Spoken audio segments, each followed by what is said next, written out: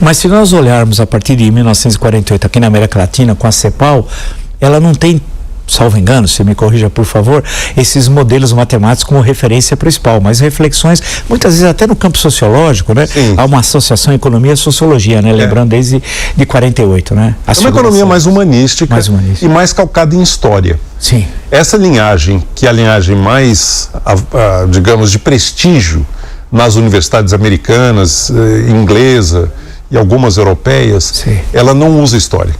Ela tem até um certo distanciamento deliberado da história. São modelos altamente gerais, abstratos. A teoria do equilíbrio geral não tem nada de histórico. Quem insistia na história eram os institucionalistas. Tinha uma escola alemã institucionalista que achava que a economia não podia perder o pé da história.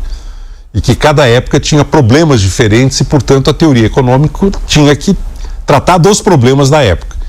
Mas não é essa linhagem, digamos, aristocrática da economia, dos economistas que ganham o prêmio Nobel. Sim.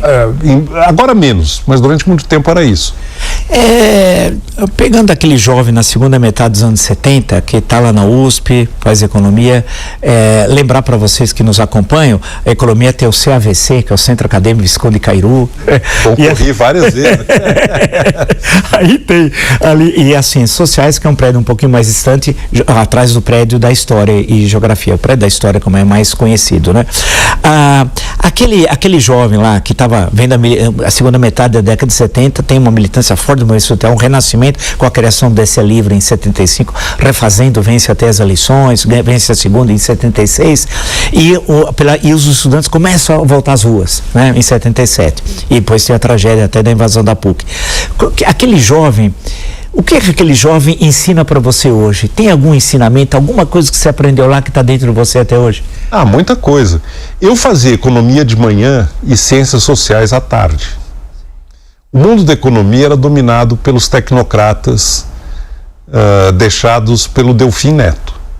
E era muito dominado por um pensamento americano, de livros-textos, de manuais, uma economia bem standard, de graduação americana.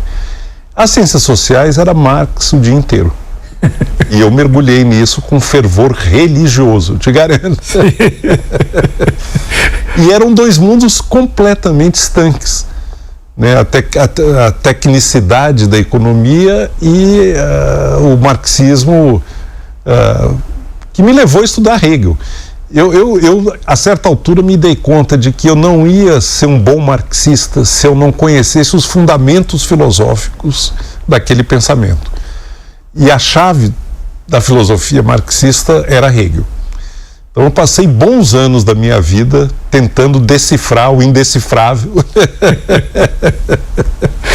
O Nietzsche dizia que o Hegel tinha mais medo de ser entendido do que de ser mal entendido. Agora, uma coisa eu aprendi: você não pode se apaixonar por ideias e ter uma relação de fervor com o pensamento. Isso na Inglaterra eu aprendi demais, mas eu tinha uma experiência prévia de religião mal direcionada no marxismo, que é muito perigoso, porque leva ao extremismo, leva a uma coisa muito apaixonada e muito presa de pensamento. Eu passei anos e anos da minha vida, Vila, sério, eu vou dizer sério, tudo o que acontecia no mundo, nessa época dos anos 70, a minha primeira preocupação era o que Marx diria sobre isso. E eu confesso que eu fiquei bom nessa brincadeira, porque eu me dediquei a isso, como eu disse, de uma maneira apaixonada, com fervor. Eu citava versículo, capítulo, linha. Ai de quem usasse um conceito um pouquinho fora do rigor com que Marx tinha definido. Então, tudo que acontecia no mundo, a minha primeira... Como é que o Marx ia entender esse assunto? O que ele diria sobre isso? Foi bom ter vivido isso e poder me libertar. Sim. Eu gostei muito do movimento de poder sair disso e olhar de fora para essa. E outra coisa, é melhor estudar alguma coisa do que não estudar nada, né? Claro. Eu posso ter perdido muito tempo estudando comentadores franceses do marxismo. E perdi. Mas pelo menos alguma coisa eu estava estudando. Você falou francês, é interessante. Marx nasce em 1818, aqui nos acompanha. A cidade de 1794 até 1815 foi França.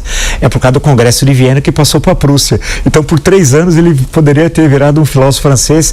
Na verdade, seria muito difícil virar um filósofo, porque toda a concepção do mundo dele a formação alemã, é totalmente toda alemã, né? E realmente o Hegel é a figura dominante. A tese de doutorado do Marx é em filosofia pura, é a diferença entre as filosofias da natureza de Demócrito e Epicuro. Epicuro, perfeito. E o primeiro escrito dele é uma análise da filosofia do direito do Hegel. Sim. E a figura do Hegel era muito dominante. A esquerda hegeliana, da qual ele era parte, foi o movimento formador do marxismo. Não existe Marx sem Hegel. Isso é... É verdade. A gente lia o Sagrada Família, Bruno Bauer, e por aí vai. A esquerda hegeliana. Isso, a esquerda hegeliana. A ideologia alemã. Você falou dos comentadores do Marx francês. Eu também, no campo da história, não sei porque eu li tanto Althusser. Nossa. O que aquilo serviu para mim entender a história? Nada, absolutamente. A ciência da história. A ciência da história. O resto tudo era ideologia, que a ciência está aqui, né? E a ruptura epistêmica. Dos escritos econômicos e filosóficos de 1844. Diga-se de passagem, é o melhor Marx, para mim, são os manuscritos filosóficos. É um texto realmente de uma frescura de pensamento e de uma ousadia de ideias, né? Hoje em dia eu admiro muito os manuscritos, o Grundrisse e o Capital. É a linha mestra do pensamento de Marx.